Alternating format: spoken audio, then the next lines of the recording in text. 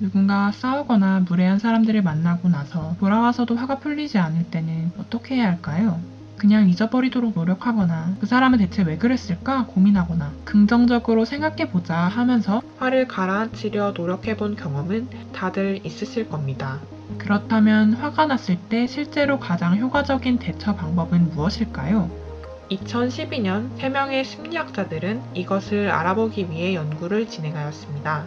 참가자들이 20분 동안 화나는 일을 떠올리게 해서 분노 수준이 높아지면 3가지 그룹으로 나누어 대처 방법을 제시합니다. 첫 번째 그룹은 그 사건의 원인과 결과를 떠올리기, 사람들이 왜 그랬는지, 그리고 그 일이 당신에게 어떤 의미인지, 앞으로 이것이 어떤 영향을 미칠지 곰곰이 생각해보며 그 일을 곱씹도록 하였고, 두 번째 그룹은 그 일이 일어난 시간, 장소와 같은 사실적이고 감정을 뺀 세부 사항을 생각해보기, 그 일로부터 배운 교훈, 이후에 같은 일이 생기면 더욱 슬기롭게 해결할 수 있을 거라는 점과 같은 긍정적인 측면을 생각해보기, 즉, 그 일에 대해 더 객관적이고 긍정적으로 재평가하도록 했습니다. 세 번째 그룹은 화를 유발한 사건을 생각하지 않도록 현재 머물고 있는 학교 캠퍼스를 자세하게 묘사하도록 하는 주의 분산 방법을 사용했습니다. 이렇게 글쓰기가 끝난 후 각 그룹에서 분노가 얼마나 감소했는지 분석한 결과 첫 번째 그룹은 시간이 지났음에도 분노가 줄어들지 않았지만 두 번째와 세 번째 그룹은 분노가 유의미하게 감소했습니다. 즉, 첫 번째 그룹처럼 사건을 곱씹어보면 논리적으로 납득해서 화가 가라앉을 것 같아 보이지만 사실 그렇지 않다는 것입니다. 그런데 연구진들은 실험 결과를 분석하면서 곱씹기 방법을 사용한 참가자들이 두 부류로 나뉜다는 것을 발견했습니다. 나는 나를 괴롭게 한 그 사람에게 매우 화가 나.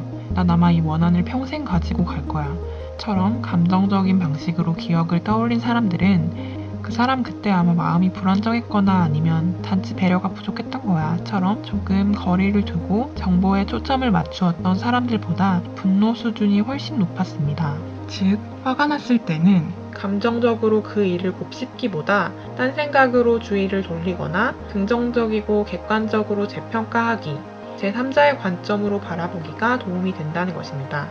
그런데 주의 분산은 분노 감소에는 즉각적인 효과가 있지만 싫어하는 사람을 계속 만나야 하는 경우처럼 장기적인 상황에서는 좋은 전략이 아닙니다. 따라서 무례한 낯선 사람을 만났을 때처럼 일회성으로 끝나는 사건에서는 딴 생각하기로 주의를 분산시켜 빠르고 효과적으로 분노를 줄이고 직장 상사와의 대화처럼 반복해서 화를 느끼게 되는 경우 객관적이고 긍정적으로 생각하기, 제3자의 관점에서 바라보는 것이 감정을 진정시키고 상황을 해결하는 데 도움이 될 수 있습니다. 화가 날 때는 감정적으로 이유를 곱씹기보다 주의를 돌리거나 제3자의 관점으로 바라보는 거리 두기로 당신의 마음을 지켜주세요.